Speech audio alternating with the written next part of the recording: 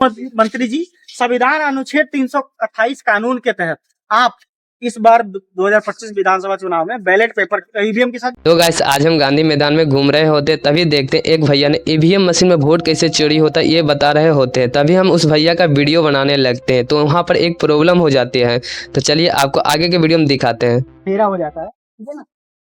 तो आपको अभी देखो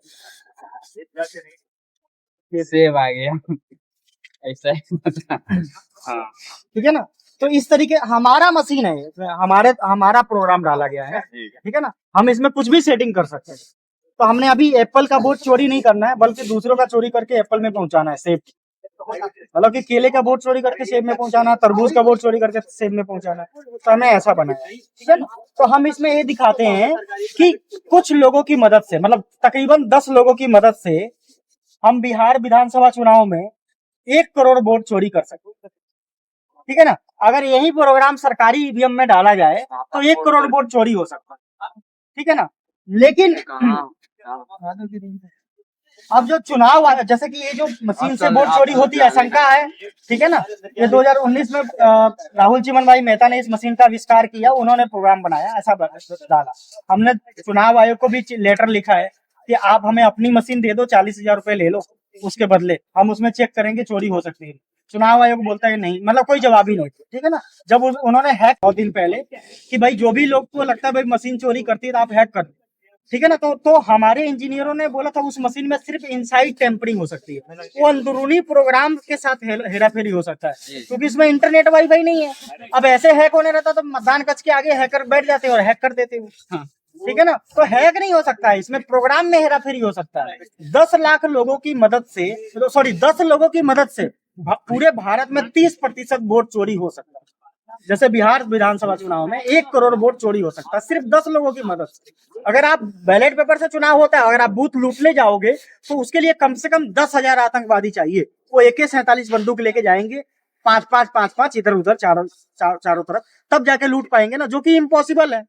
हर एक मतदान कक्ष में 10 कर्मचारी होते हैं, उसमें से 4-5 लोगों के पास बंदूकें होती है, ठीक है ना। तो अभी आज के टाइम में आप मतदान कक्ष में एक चाकू लेके नहीं जा सकते हो, तो बूथ लूटने की तो बात ही हटा दो, ठीक है ना। तो हमारा मांग क्या है कि ईवीएम के साथ बैलेट पेपर रखा जाए इस चुनाव में, ठीक है।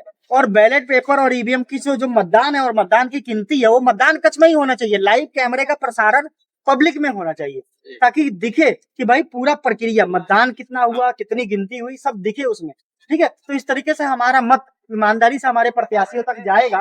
और इसके लिए हम क्या, ये देखो ऐसा पोस्ट कार्ड भेजना चाहिए, ऐसा आता है 50 पैसे का पोस्ट कार्ड आता है। अगर पोस्ट कार्ड नहीं भेज सकते हो कम से कम ट्वीट कर दो। पोस्ट कार्ड भेजोगे तो ज्यादा दबाव पड़ेगा। पोस्ट कार्ड भेजने के लिए यही लिखना है कि मुख्यमंत्री जी, संविधान अनुच्छेद 328 कानून के तहत आप इस बार 2025 विधानसभा चुनाव में बैलेट पेपर ईवीएम के साथ बैलेट पेपर रखें। क्योंकि हर एक राज्य के मुख्यमंत्री के पास कानूनन इतना अधिकार होता है कि वह अपने राज्य का विधानसभा का चुनाव अपनी मर्जी से करा सकता है।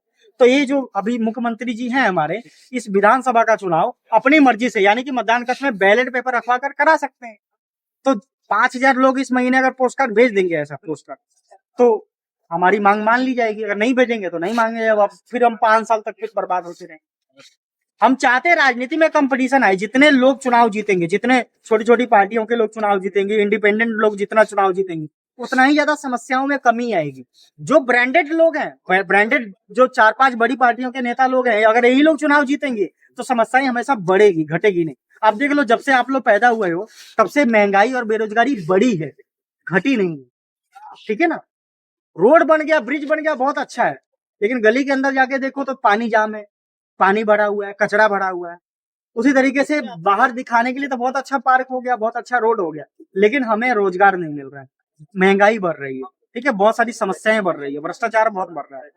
आजकल हर एक आदमी, कोई आदमी 4 बात बोल देता तो भी हम बर्दाश्त कर लेते, भाई कौन पुलिस के चक्कर में पड़ेगा, क्योंकि न्यायालय भ्रष्ट है, ठीक है ना। तो उस सब में सुधार तभी हो सकता है। वोट वापस लेने का अधिकार, नौकरी, नेताओं को 5 साल से पहले नौकरी से बदलने का अधिकार, अदालतों में जूरी कोर्ट का कानून लागू करने का अधिकार, जूरी सदस्य बनकर फैसला देने का अधिकार, ये सभी अधिकार, सरकारी जमीन किराए बंटवारा का अधिकार। सरकार ने 25% जमीनों को कब्जा कर रखा है, उसमें कुछ होने ही नहीं देता। अगर वो जमीन छोड़ेंगे तो हम लोग उसमें दुकान मकान फैक्ट्री लगा सकते हैं। उसी तरीके से खनिज का लूट हो रहा है। पूरे भारत में लगभग 90 लाख करोड़ रुपए का खनिजों का लूट हो रहा है, ठीक है ना। 50 लाख करोड़ रुपए तो हम कमा के देते हैं सरकार को, और सरकार उसके बाद भी 90 लाख करोड़ रुपए की लूट हो रही है। मैं लूट इसलिए कह रहा हूँ कि टाटा जैसे लोग, टाटा, अंबानी, अदानी, बिरला और वेदांता जैसे लोग क्या है कि वो एक एक बीघा का एक एक रुपए सालाना किराया देते हैं खदानों की जमीनों को, और खदान लूट लूट के वो बेची जा रहे हैं, ठीक है। वो खदान हमें छीनना है, हमें वो नागरिकों के हक में देना है, और उसका पैसा नागरिकों के पास आए। और ये सब प्रक्रिया तभी हो सकती है, ये लूट तभी रुक सकता है जब बैलेट पेपर से वोट देने का विकल्प मिलेगा, हमारा मत ईमानदारी से हमारे प्रत्याशियों तक पहुंचे। धन्यवाद।